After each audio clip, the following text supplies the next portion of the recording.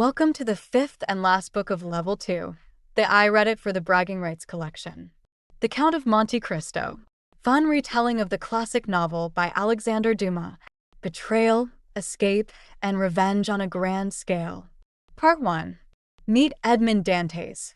Young, in love, and totally unlucky. We open in early 19th century France, right after Napoleon's exile. Our hero is Edmond Dantès, a 19-year-old sailor returning to Marseille on the ship Pharaon. Life is sweet for Edmond. He's about to be promoted to captain, marry his beautiful fiancée Mercedes, and help support his dad. He's basically winning at life. But obviously, if this were a short story of pure happiness, we wouldn't have a 1,200-page epic of revenge. Enter the snakes. Danglars, the ship's accountant with major jealousy issues, and Fernand, who's been crushing on Mercedes for ages. They see Edmond's success and can't stand it. Also in the mix is Catullus, a neighbor who's too lazy to be truly evil, but is totally down to profit from drama. During a celebration dinner, Danglars hints that Edmond carried a letter from Napoleon's exiled location at Elba. This is suspicious in Restoration France, where Bonapartists are treated like traitors. Gasp. Meanwhile, Fernand seethes over Edmond's engagement to Mercedes, fuming that she loves Edmond. They decide to anonymous tip the authorities that Edmond is conspiring with Bonapartists. Catullus half-heartedly goes along, though he's mostly just in it for the free wine. Next thing you know, the cops bust in and arrest poor Edmond mid-betrothal feast. Everyone's like, what the heck? The local prosecutor, Villefort, interrogates Edmond. At first, Villefort sees Edmond as innocent. He's just a messenger, clueless about politics.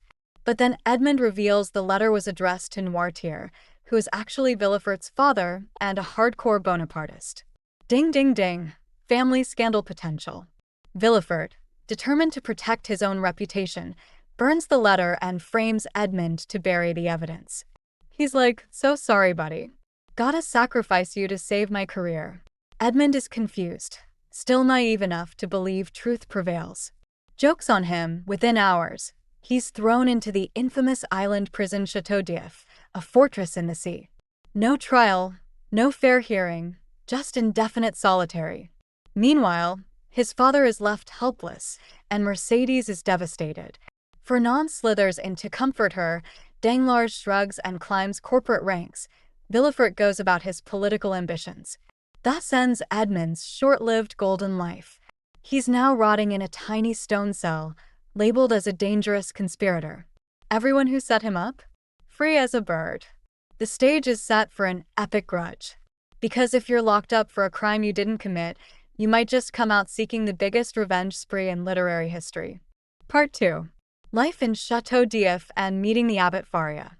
So Edmond's new home is the Château d'If, a literal fortress in the Mediterranean where they send dangerous criminals or political prisoners. Except Edmond is neither. He's just a scapegoat. At first, he's in total despair, sure he'll die in that damp cell. He rages, prays, contemplates suicide. The guards see him as a sullen kid, and none believe his innocence rant. Years pass in a dark blur. Every day, stale bread, water, gloom. Then a flicker of hope. Edmond hears scratching sounds from the adjacent cell. Some fellow prisoner is apparently trying to dig an escape tunnel. Edmond tries to help from his side, scraping at the stone. Eventually, they break through and meet in a small tunnel. That's how Abbot Faria enters the story. Abbe Faria is this old Italian priest, a super genius who's rumored to be insane. He's absolutely brilliant, though he can speak multiple languages, do advanced math, talk philosophy, you name it. He messed up his original tunnel route and ended up in Edmond's cell. Realizing they can't escape easily, they team up. Faria becomes Edmond's teacher, father figure, mentor, all in one. Over time, Edmond transforms from naive ex-sailor to an educated man fluent in languages, science, strategy, etc. Faria also helps Edmond piece together the puzzle of who framed him, Danglars' jealousy, Fernand's desire for Mercedes, and Villefort's political panic. Realizing the betrayal was orchestrated, Edmond's heartbreak morphs into hardcore rage, fueling dreams of revenge. Faria also shares a big secret, a hidden treasure on the island of Monte Cristo.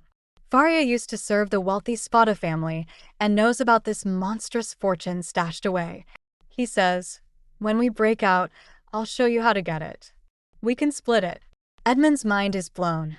Imagine going from penniless prisoner to potentially unlimited wealth. They attempt an escape plan, but Faria suffers from seizures and failing health. During one violent attack, he's mortally wounded. With his dying breath, he gives Edmond the exact instructions to find the treasure. Faria then passes away, leaving Edmond alone but now armed with knowledge and unstoppable determination. The prison guards stitch Faria's corpse into a sack for burial at sea. Edmond hatches a desperate plan. He sneaks into the sack, tossing Faria's body aside, so the guards unknowingly throw him over the cliff instead. Yes, it's insane, but it works. Edmond gets pitched into the ocean. He cuts himself free underwater, swims to safety. The guards think the old priest is buried. They have no clue a 19-year-old ex-con is now on the loose. Edmond's free after 14 years locked away, grim, older, and vengeful.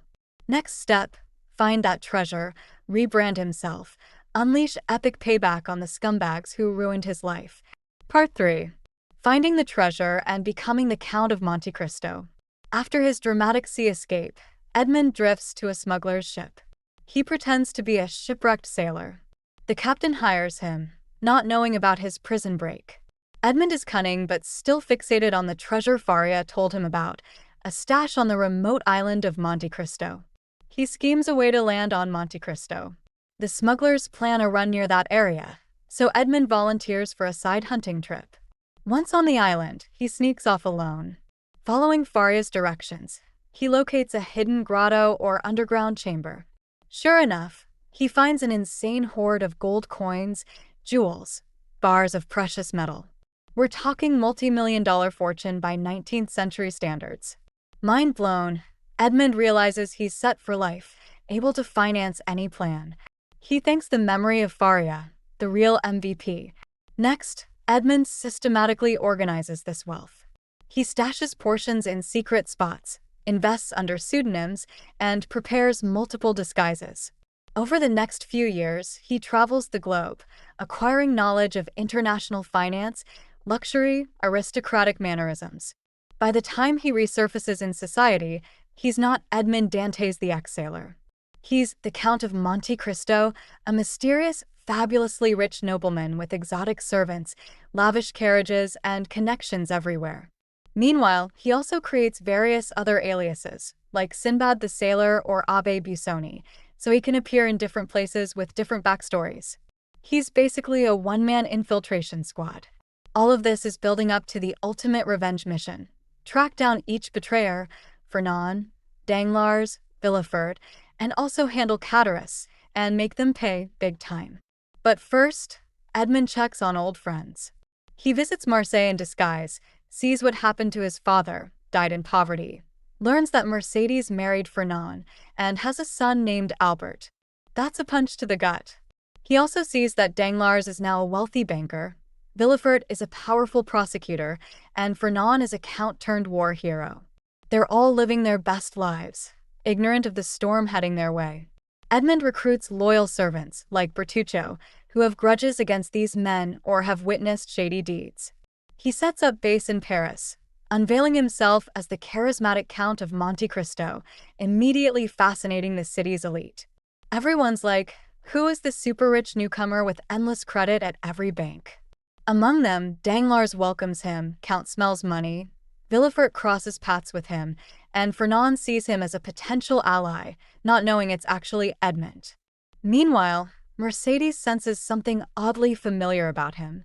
So the stage is set in Paris. Our boy Edmond, disguised as the unstoppable Count of Monte Cristo, is about to orchestrate an elaborate chain of events that unravel each villain's secrets. Buckle up. This is where the revenge epic truly hits top speed. Part 4. Social climbing in Paris. The Count makes his moves. Now we're in Paris high society, and the Count of Monte Cristo is the talk of the town. He's hosting fancy dinners, showing off exotic treats from distant lands, casually dropping insane wealth. Everyone wants an invite to his gatherings. He manipulates the city's elite with subtle mind games. Step by step, he gains the confidence of the main conspirators. Baron Danglars, now a big banker, married with a daughter Eugenie. The Count opens unlimited credit at Danglars' bank, making Danglars drool over potential profits. But the Count also subtly invests or withdraws money at strategic moments, messing with Danglars' finances behind the scenes, sowing seeds of future ruin. Fernand Mondego, now the Count de Morcerf. He's a war hero turned politician. Married to Mercedes, father to Albert de Morcerf. The Count befriends Albert. They met earlier in Rome in a side plot where the Count rescued him from bandits. Yes, more cunning setups. Through Albert, he gains an inroad to the Morcerf household. Mercedes senses something off about the Count's face, voice, or demeanor, like she recognizes Edmond under the outward changes. She's uneasy, but can't believe it's truly him. Villefort, still a top prosecutor with a complicated family. He's remarried, has kids, and also harbors a dark secret about an illegitimate child from an affair. Yikes. The Count weasels into Villefort's orbit, dropping hints about that old baby scandal, stirring anxieties. Also, the Count helps orchestrate subplots involving poison in Villefort's household. His current wife might be up to no good. It's all part of the revenge mix. Cadaris is also lurking in the background, a petty criminal turned innkeeper who's always grumbling about missed fortunes. The Count, disguised as Abbé Busoni, manipulates Cadaris with tempting opportunities, waiting to see if Cadaris' greed leads him to doom. Amid all this, the Count meets various young folks. Maximilien Morel, son of the man who once helped Edmond, Valentine Villefort, Villefort's daughter, and Eugenie Danglars. The Count plays matchmaker or meddler, encouraging Valentine's romance with Maximilien, since he cares for the Morel family. He also fosters tension around Eugenie's arranged marriage to Albert de Morcerf, dangling financial carrots to shape events. He wants the children to find or lose love in a way that punishes their parents' hypocrisy. All these subplots swirl, betrayal surfaces, hidden crimes reemerge, and the Count orchestrates it like a puppet master. We see glimpses of Edmond's heart, though. He's not purely evil. He also struggles with the toll of revenge. But for now, the revenge engine is full throttle. He's planting seeds for each target's downfall. Financial ruin for Danglars, disgrace for Fernand, public scandal for Villefort. Mercedes quietly prays this mysterious Count doesn't destroy them all. But hey, that's the price of betrayal. Part 5. Cracks in the villains' lives. The Count tightens the noose. As the Count's intricate plan unfolds, each target begins to stumble. Danglars. The Count invests in certain bonds, manipulates the market, and then abruptly withdraws funds, leaving Danglars scrambling to cover. Also, through an elaborate chain of rumors, the Count fosters doubt about Danglars' financial stability. Meanwhile, Danglars tries to marry off his daughter Eugenie to a wealthy aristocrat. The Count subtly disrupts that union, hinting at the fiancé's possible scandal or lack of funds, thus humiliating Danglars. The banker grows stressed, seeing huge losses looming. Fernand. The Count digs up evidence of Fernand's shady past. Turns out, during a military campaign in Greece, Fernand betrayed Ali Pasha, sold him out, leading to the Pasha's death. The Pasha's daughter and wife ended up enslaved, but the Count frees them and brings them to Paris. Suddenly, they testify in court that Morcerf is a traitor. This scandal breaks in the papers, and Fernand is exposed as dishonorable. The hearing is public. Albert de Morcerf is horrified his father is a traitor. Mercedes is devastated. Fernand sees the Count's hand in this revelation. Furious, he demands a duel. Villefort. The Count orchestrates the reappearance of the baby that Villefort once tried to bury alive. Long story involving an affair with Madame Danglars, ironically. Now grown, that child resurfaces as a criminal named Benedetto, introduced by the Count to ruin Villefort's reputation. Also, someone in Villefort's household is poisoning family members, Valentine's grandparents, etc. The Count hints that vile doings are afoot, letting suspicion fall on Villefort. Pressure mounts. During all these trials, the Count is playing an aloof role in society, attending parties, handing out exotic gifts and feigning ignorance while pulling strings behind closed doors. The tension escalates. Fernand challenges the Count to a duel, but before that can happen, Mercedes visits the Count privately, begs him to spare her son Albert. She recognizes him as Edmond. In a tearful confrontation, she pleads that he's punishing the wrong people. Albert is innocent. The Count's hardened heart cracks a bit. He agrees to manipulate the duel so Albert is saved, revealing some compassion remains under that revenge facade. Albert publicly calls off the duel, blaming his father's betrayal for everything. Mortified, Fernand loses all honor. He goes home, finds Mercedes and Albert packing up to leave him. Realizing his life is destroyed, Fernand kills himself. The Count's revenge there is complete. He feels a hollow victory. Meanwhile, the other dramas swirl on. Danglars is nearing financial meltdown. Villefort's about to see his darkest secrets explode, and the Count stands by, both triumphant and haunted by the scale of destruction he's unleashed. Is he crossing lines? Or is this justice? The final acts will tell. Part 6. The downfall of Villefort, the poisonings, and the Benedetto trial. The biggest scandal now focuses on the Villefort clan. There's that poison spree. First, Monsieur de Saint-Méran, Valentine's grandfather, dies suspiciously. Then Madame de Saint-Méran, grandmother, drops too.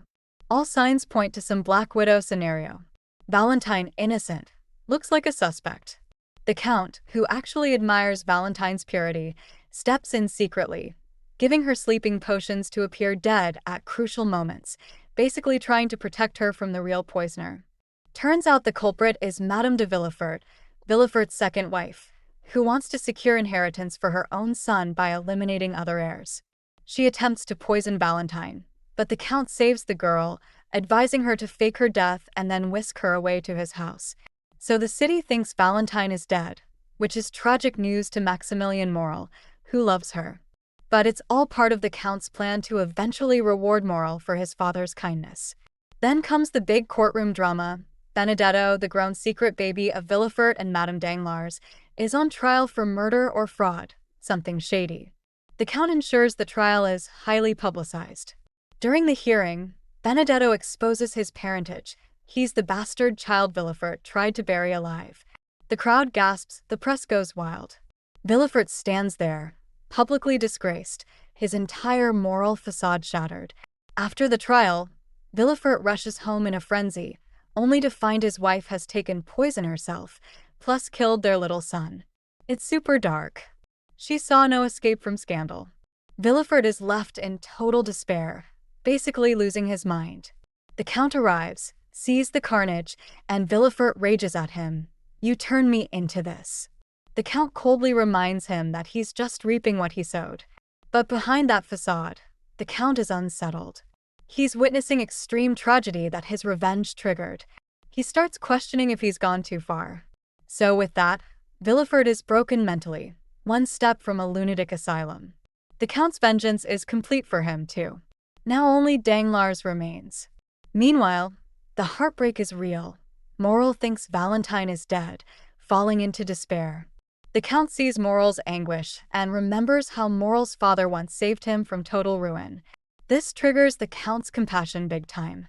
He's not purely a vengeance machine. He wants to do right by Morel. In the background, Cadaris meets a violent end in a side plot. He tries to rob the Count, is stabbed in the process. Poetic justice for his repeated treachery. So the body counts high, the revelations are explosive, and the Count stands on the brink of finishing off Danglars while grappling with moral pangs. The final act will see how revenge meets redemption. Part 7. Ruining Danglars and an existential crisis. All that's left of the original betrayers is Danglars. The Count orchestrates financial chaos, humiliating Danglars publicly. The banker's reputation crumbles. Investors pull funds. Panic sets in. Danglars flees, hoping to gather what remains of his fortune abroad. But the Count has more final steps. In a comedic/harsh twist, Danglars is captured by an Italian bandit named Luigi Vampa, who just so happens to be an ally of the Count. They hold Danglars in a secret hideout, extorting him for food at ridiculously inflated prices. Want a loaf of bread? 100,000 francs. A glass of water? Another 100K. Each meal bankrupts Danglars further. By the end, he's got nothing. The Count appears, reveals his identity, basically says, "Remember me? You framed me for treason." Danglars begs forgiveness. The Count, in a final act of mercy, lets him go, broke but alive. Meanwhile, the Count has been wrestling with guilt. He sees how his revenge left a trail of corpses and shattered families. He wonders if he played God too harshly. The biggest turning point. Maximilian Morel is suicidal over Valentine's death. The Count brings Morel to an island or a remote setting, where he reveals that Valentine is actually alive, thanks to that staged death. It's a joyous reunion. Morel's suicidal despair flips to ecstatic gratitude. The Count realizes that giving life and happiness can be more fulfilling than vengeance. This is the culminating lesson. Maybe love and generosity matter more than punishing wrongdoing. He also reconnects with Mercedes, who's widowed after Fernand's downfall. She's living humbly, having lost her son Albert to a life of independence. The Count tries to offer her financial security, but she politely declines, feeling they're forever changed. She forgives him but recognizes they can't rewind time. It's a bittersweet closure. Old love parted, each carrying scars. At last, the Count ties up his final affairs. He sees Morel and Valentine happily engaged, sets them up with wealth. He writes heartfelt letters explaining his actions, leaves behind some sidekicks, like his devoted slave Haiti, the daughter of Ali Pasha who was saved from slavery, to possibly join him on future travels. With all enemies punished or forgiven, the Count sails away into the horizon, uncertain of the next chapter, but at least at peace that he's done what he set out to do, and learned the cost of playing avenging angel. The moral. Revenge can be sweet, but it's also draining and morally perilous. The last lines revolve around hope, faith, and the promise that happiness can arise from even the darkest times. Part 8. Characters and themes. Quick dorm lounge deconstruction. Let's pause to break down the main players and the bigger ideas behind the Count of Monte Cristo in a modern comedic lens. Edmond Dantès / the Count of Monte Cristo starts naive, becomes a revenge machine after 14 years in prison, gains a super fortune, masters disguise, systematically wrecks his enemies. Over time, he learns that revenge leads to a bittersweet place, not always pure victory. Also, major style points for pulling off multiple aliases. Abbot Faria, the wise old priest who mentors Edmond in prison, sets him on the revenge path by revealing the treasure. Without Faria, no Count. He's like the magical wizard figure who bestows knowledge. Fernand Mondego, former friend turned traitor, marries Edmond's fiancée, becomes Count de Morcerf, lives large, betrays Ali Pasha overseas, eventually undone by the Count's revelations and his own son's condemnation. Danglars, the jealous coworker who triggers Edmond's downfall, becomes a wealthy banker. He's undone financially by the Count's cunning. Ends up losing everything, ironically paying monstrous sums for measly food in Luigi Vampa's lair. Villefort, the prosecutor who sacrifices Edmond to protect his political career. He faces his own secret scandal, illegitimate child, and a household riddled with poison. Ends up insane. Hatteras, the lazy neighbor who half-colluded. He remains a petty crook, gets a second chance from the Count but can't help returning to crime. Meets a nasty end. Mercedes, Edmond's fiancée, forced by circumstance to marry Fernand. She's the heartbreak figure, eventually surviving after Fernand's downfall, but parted from Edmond by too many tragedies. Maximilian Morel and Valentine Villefort, the younger generation who symbolize innocence and love that the Count protects. He ensures they get a happy ending, reflecting his softer side. Key themes. Revenge versus justice. Is Edmond's elaborate scheme fair, or does it cross lines? The novel suggests an obsession with vengeance can warp your soul. Fate versus free will.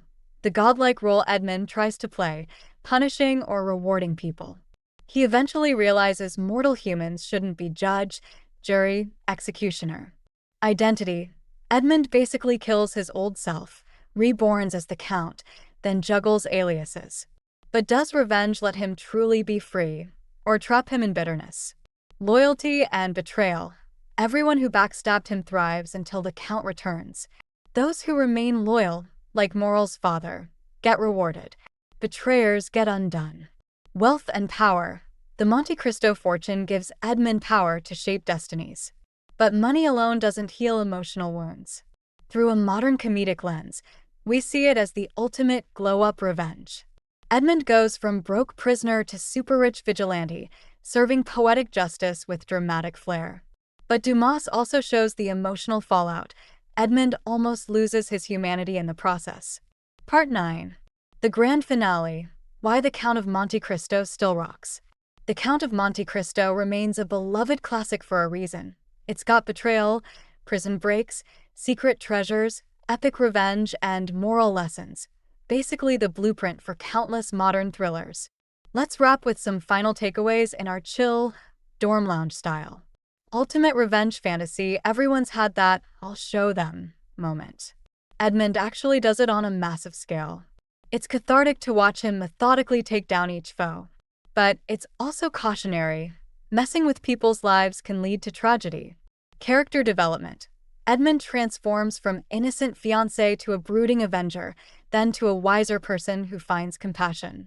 That arc is intense, illustrating how trauma can shape or nearly destroy you. High-stakes drama, duels, poisonings, secret identities, kidnappings by bandits. This novel's more jam-packed than most Netflix series. Dumas's sense of pace and intrigue keeps us hooked, 150-plus years later. Moral complexity. Despite being a revenge story, it's not simplistic. We cheer when the bad guys fall, but the cost is huge. Innocent bystanders get hurt. Edmond himself ends up questioning his methods. The final message is one of humility and hope, like wait and hope, as the concluding lines suggest.